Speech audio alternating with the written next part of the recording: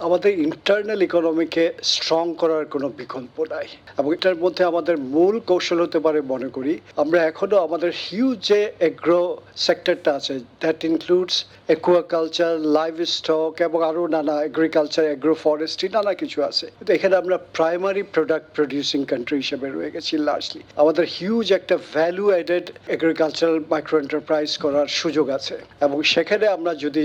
ওদেরকে যে স্কিল ট্রেনিংগুলো আমরা দিচ্ছি এগুলো আরও বেগবান করতে পারি তখন ভ্যালু অ্যাডেড যে এগ্রো বেসড মাইক্রো এন্টারপ্রাইজগুলোতে হিউজ এমপ্লয়মেন্ট হবে তখন জবলেস এমপ্লয়মেন্ট হবে না এটা হবে এমপ্লয়মেন্ট সহ প্রবৃদ্ধি যেটা এবং সেটাতে আমরা দেখেছি এতে মাল্টিপ্লায়ার ইফেক্ট হয় এই জাতীয় ইয়েগুলোতে প্রায় ক্লোজ টু 5 টাইমস পর্যন্ত হয় অর্থাৎ আমি যদি মাইক্রো এন্টারপ্রাইজটার ফরওয়ার্ড ব্যাকওয়ার্ড লিঙ্কেজ থাকে এটা হার্ট অফ আ ভ্যালু চেইনের ভিতরে থাকে এখানে একটা এমপ্লয়মেন্ট করা মানে হচ্ছে ফরওয়ার্ড ব্যাকওয়ার্ডের টোটাল ইম্প্যাক্টটা পড়ে প্রায় 4.8 টাইমস 3.8 থেকে 4.8 টাইমস কাজে এখানে একটা হিউজ সুযোগ আছে এই লোকগুলোকে প্রশিক্ষিত করা দরকার আছে এখন এরা ইনফেরিয়ার গুড তৈরি করে এরা যাতে সার্টিফাইড প্রোডাক্ট তৈরি করতে পারে এবং আমরা যেসব প্রজেক্ট আমরা নিয়েছি স্মার্ট এর আগে sustainable enterprise project world bank finance করেছিল এগুলো এটা সম্ভব